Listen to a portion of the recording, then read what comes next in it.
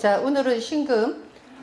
여러분이 이게 이제 그 일주론을 볼 때에 어떻게 보는 거구나 하는 거 대충 이제 아시겠지만, 이제는 여기 이제 신금을 할 때는요, 기본적인 신금의 성격을 생각하시면 하시면 돼요. 그러니까 신금이라고 하면 뭐가 떠올라요? 그러니까 신금을 가지고 있는 특징이 예리하다, 차고 냉정하고 예리하다. 그러니까 기본적으로 이게 가지고 있다는 얘기예요. 그리고 깔끔하다. 왜냐면 이게 이제 보석이기 때문에 대체적으로 이게 신금이라서 다 깔끔하고 그런 건 아니에요. 근데 우리가 이제 갑을병정 무기경시 임계를 봤을 때 기본 성향을 먼저 생각하고 그 다음에 이제 밑에 뭐를 깔고 있냐를 생각하면은 이게 이제 풀이하기가 조금 쉬워요. 그때 풀이하는 방법이 여기가 축토를 깔고 있잖아요. 이렇게. 그럼 축토의 성향도 같이 집어넣으면 돼요. 그러니까 신금의 성향, 축토의 성향을 같이 집어넣고 또 거기다 뭐예요? 지장간. 그래서 요걸 전부 다 플러스 시키고 그 다음에 또 보는 방법이 뭐죠?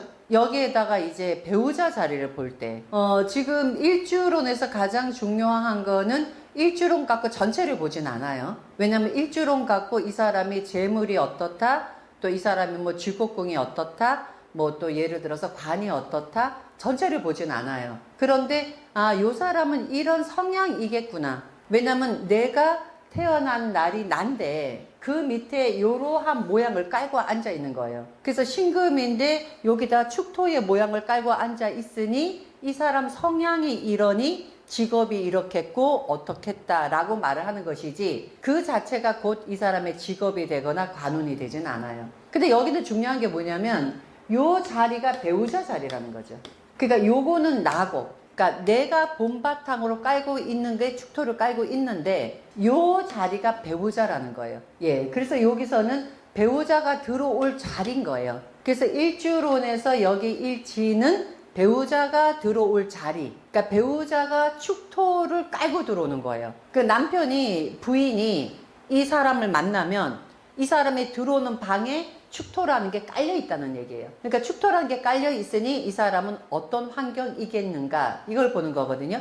그렇기 때문에 여기에다가 이 사람이 남자를 만나면 남자가 병화죠. 그러니까 병화라는 남자가 이렇게 축토에 깔려 들어오는 거예요. 그러면 내 운명적으로 나는 남편 만났을 때 그 병화가 축토를 깔고 있는 남자가 들어온다는 얘기예요. 그래서 우리가 이런 거가 참 묘한 게 내가 만날 사람의 성향이나 성격은 어느 정도 정해져 있어요. 근데 이게 또 어떠한 부분이냐면 내가 병화가 축토가 깔려 있는 이렇게 병화가 요 일간에서 보면 남편이잖아요. 근데 요렇게 깔려있는 남자를 만나면 잘 살아요. 그러니까 병화가 축토가 깔려있는 남자. 그러면 요건 뭐죠? 이게 뭐죠? 양이잖아요. 왜냐하면 병화가 인을 만나면 장생이잖아요. 그 다음에 축을 만나면 양이잖아요. 그러니까 양이라는 건 뭐예요? 양이라는 거는 활발한 것은 아니잖아요. 왜냐면 양은 태어나기 전이니까. 그러니까 우리가 장생이 태어난 거고 양은 태어나기 전이니까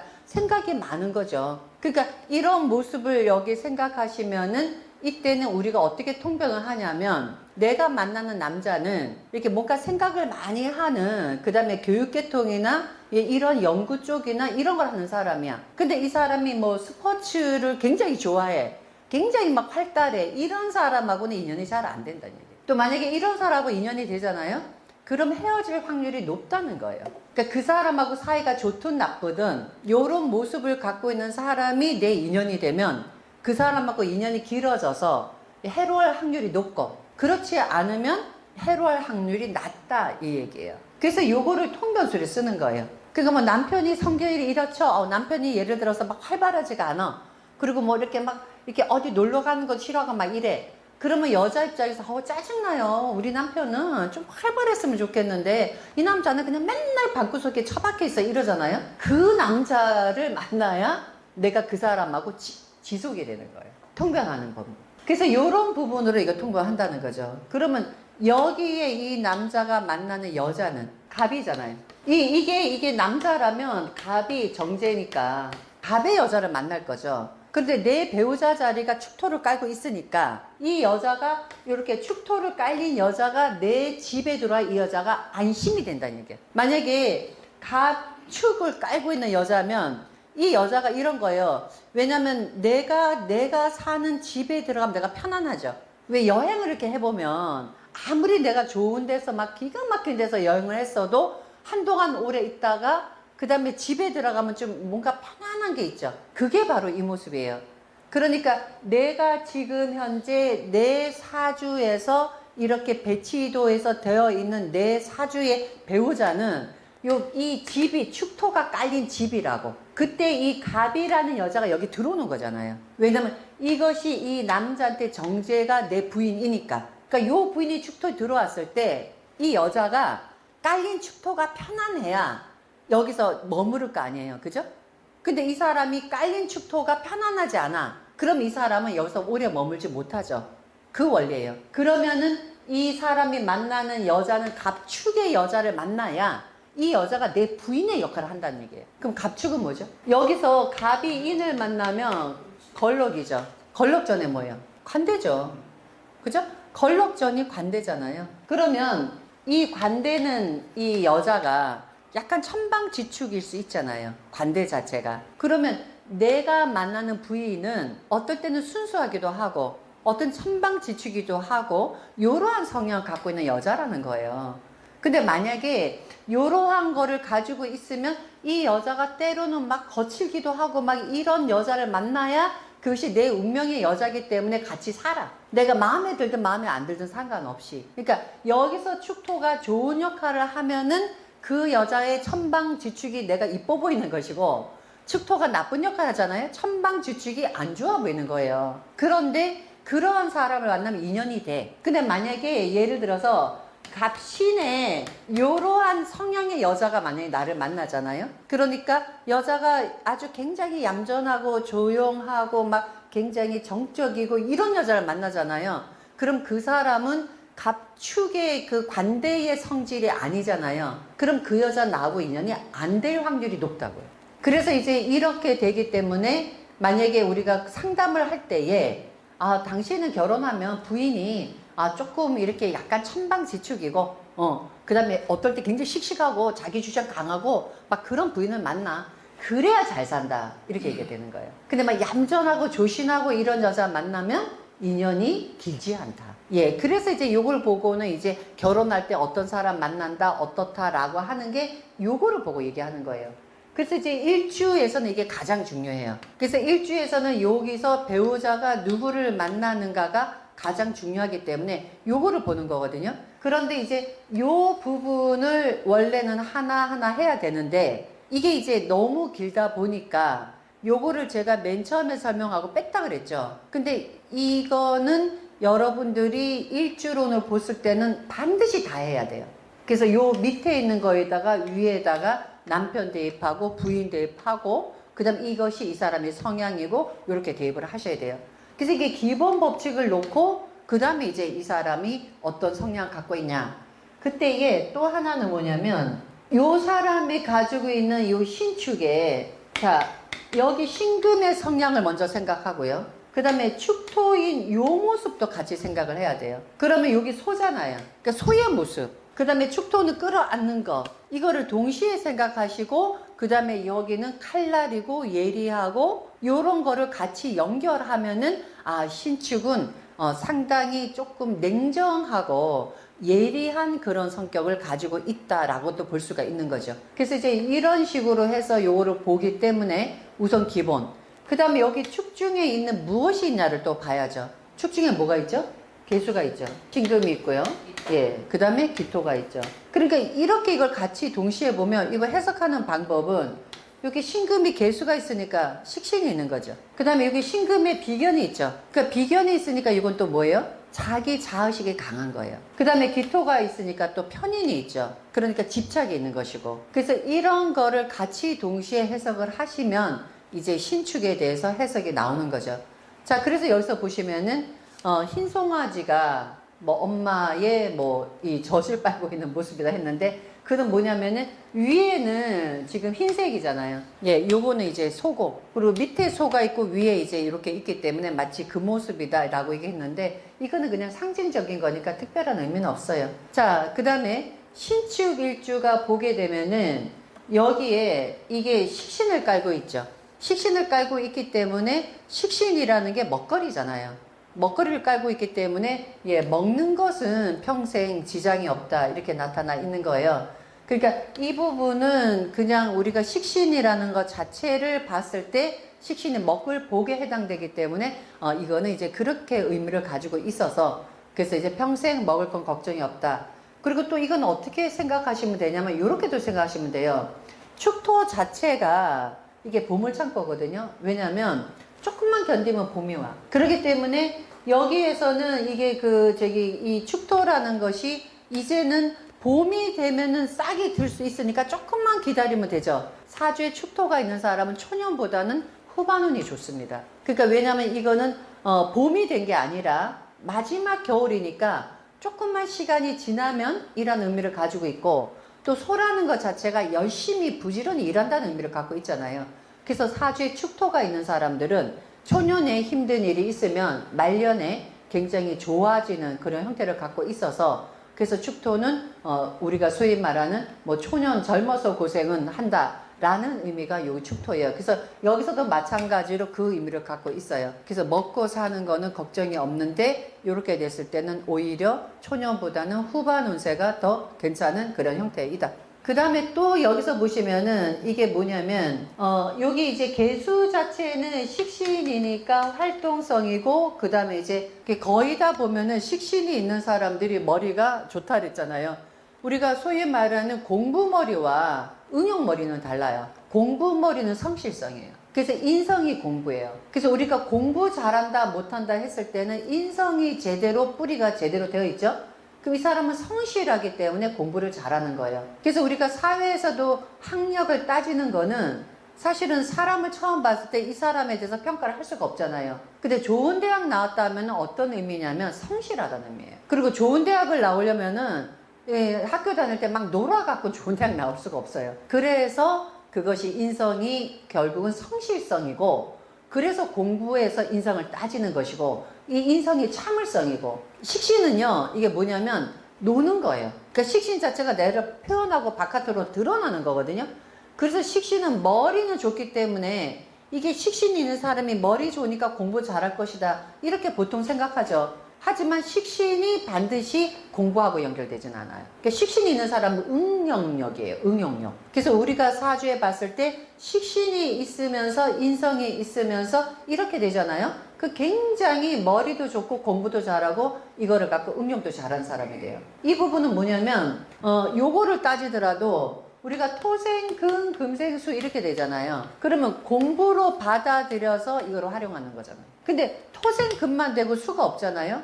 공부는 많이 했어. 응용력이 부족한 거예요. 그래서 이제 이러한 형태가 되기 때문에 그래서 이제 여기서도 봤을 때도 이 사주가 인성이 있죠. 지장간에. 인성이 있고 식신이 있잖아요. 그러면 여기서는 받아들이고 밑으로 하는 거죠. 그렇기 때문에 머리가 좋고 예 그렇다는 얘기예요. 그러니까 머리는 좋은데 이 신금이 이게 뭐냐면 보석이잖아요. 신금이 보석이기 때문에 잘난 척 하고 싶은 게 있다고요. 신금이. 그래서 요 사주는 머리가 좋은데 이상이 높아서 때로는 현실에 만족하지 못할 때는 좌절하기도 한다. 왜 좌절하느냐? 여기 축토는 성향을 안으로 끌어안고 살아요. 거기에다가 이것이 편인을 가지고 있잖아요. 그죠? 그 다음에 자기의 비견을 갖고 있죠. 그러니까 자기의 자의식이 굉장히 강해요. 그래서 왜 자의식이 강한 사람이 자기가 하고자 하는 일이 제대로 안 되잖아요. 굉장히 좌절해요. 커요. 이런 사람 있어요. 내가 어떤 일을 행할 때 실패를 하더라도 별로 대수롭지 않은 사람이 있고 내가 어떤 일을 하고자 할 때 실패하면 굉장히 좌절하는 사람이 있거든요. 그럼 누가 더 성공할 것 같아요? 좌절이 많은 사람이 성공해요. 왜냐하면 그만큼 이상이 높으니까 그만큼 자기가 이상을 향해서 가는 거예요. 그래서 오히려 이상이 높은 사람일수록 좌절도 많고 이상이 높은 사람일수록 그래서 힘든 게 많은 거예요. 그래서 이 사주도 이제 이런 신축이 이렇게 되잖아요. 사주 구성이 좋으면 굉장히 발전하는 상이 돼서 사람이 맑고 깨끗하게 되는데 그렇지 않으면 이때는 자기 스스로를 자기를 이렇게 힘들게 하고 좌절하는 이런 형태가 돼요. 또 하나는 뭐냐면 여기 개수가 들어가 있잖아요. 이 개수가 들어갔다는 얘기는 여기 신금이 임수를 만나면 깨끗해져요. 개수를 만나잖아요. 깨끗해지지 않아요. 마치 이거는 비를 가지고 내 몸을 씻는 형국이기 때문에 한쪽은 깨끗하고 한쪽은 더러운 형태가 되거든요. 그래서 신축 일주가 이런 사람은 겉으로 볼 때는 굉장히 깔끔해 보이는 걸 갖고 있는데 한편으로는 생각지도 못한 남한테 이렇게 보이기가 추악한 그런 일면이 있을 수도 있습니다. 이거는 이제 사주 구성에 따라서 다르기 때문에 그래서 요런 부분도 같이 해석을 하셔야 됩니다. 그리고 이제 요거는 이제 아까처럼 솔직하다, 맑다, 이거 뭐냐면 신금의 성향, 그 다음에 이제 술을 가지고 식시는 표현력이니까, 그래서 이제 요런 거를 가지고 있고, 또 이제 그 더러운 것을 용납하지 못한다 했는데, 요거는 이제 신금 자체의 조금 특징이에요. 신금 자체가 이게 보석이라 빛나기 때문에 조금 약간 깔끔을 떨고, 뭐 지저분한 거 못하고, 남 지적 잘하고, 뭐 이런 게 이제 신금의 특징이거든요. 그래서 번잡한 걸 싫어하고, 그래서 스스로 고독을 즐기면서 살아간다 했는데, 왜 여기서 고독이 나오느냐? 이것도 축토의 특징이에요. 축토는 이게 조금 고독합니다. 끌어안고 살기 때문에. 그 다음에 겨울의 땅이잖아요. 바깥으로 드러내질 않아요. 그래서 이제 축토가 이게 사주에서 자기 밑에 깔고 있는 사람들이 거의 대부분이 좀 외로워요. 왜 그런 느낌 들잖아요? 뭔가 이렇게 우리가 오화라 그러면은 이제 태양이니까 뭔가 막 밝게 막 움직일 것 같은 생각이 들고, 축토는 겨울이니까 뭔가 이렇게 어둡다는 느낌이 들잖아요. 그러한 성향을 가지고 있다. 자, 그 다음에 신축일주는 이게 진술축미는 다 화계예요. 근데 화계가 있는 사람들이 거의 대부분이 조금 외롭습니다. 이게 뭐냐면 이 화계 자체가 또 이게 묘도 되잖아요. 그리고 또 화계는 이게 이제 약간 속세하고 조금 등진다는 의미를 갖고 있어요. 왜냐면 세상을 다 살아보고 맨 마지막에 내가 이제는 모든 것을 받아들이면서 마음에서 저장한다. 이런 게 화계거든요. 그래서 이게 화계를 갖고 있게 되면 조금 이제 그 배우자나 자식이나 홀로 조금 외로운 이런 형태를 가지고 있어요. 거기다 더더구나 이제 축토의 겨울에 그런 흙을 가지고 있기 때문에 그래서 자식하고 이제 배우자하고 요거는 조금 사이가 좋지는 않다. 또 이제 축토에서 이게 신금 이게는 뭐냐면 둘 다 성향을 보면은 얘도 냉정하죠. 근데 여기서도 보시면 축중에 또 신금이 있잖아요. 얘도 냉정하죠. 굉장히 차디차. 그 다음에 겨울이기 때문에 그래서 사회생활 하면서 너무 냉정해서 사람들하고 대인관계에서 폭넓은 대인관계는 조금 하기 어려운 게 이것이 이제 신축의 이제 특징입니다. 또 이제 이렇게 되게 되면은 요거는 뭐냐면은 너무 냉정하다 보니까 이게 어떤 사람하고 대인관계에서 이제 순간적으로 확 잘라버리는, 이게 금의 성향이 특히 신금의 성향은 뭐냐면요, 면도칼 같은 거예요. 우리가 생각할 때. 그러니까 신금이 어떤 성향에서 쫙 잘라버리잖아요. 그럼 이거를 딱 끊어져 버리는. 그래서 이게 신금일주의 특징에서 가장 조금 안 좋은 게 뭐냐면 어느 날 내가 이 사람하고 끝내야 되겠다고 생각하면 무자르시 잘라버려요. 이게 왜냐면 칼이 예리한 칼이에요. 그럼 이제 경금 같은 경우는 보시면 경금이 이게 둔탁하거든요. 그러니까 자르는 면이 이렇게 울퉁불퉁하게 잘라져요. 그래서 사람을 이렇게 잘라도 아주 그냥 아주 날카롭게 자르진 않는데, 여기 이제 경금은 뭔가 분류를 크게 한다면 신금은 잘게 하거든요. 그래서 신금 일주들이 잔일은 잘해요. 아주 세밀한 거, 정밀한 거, 이거는 신금이 잘하거든요.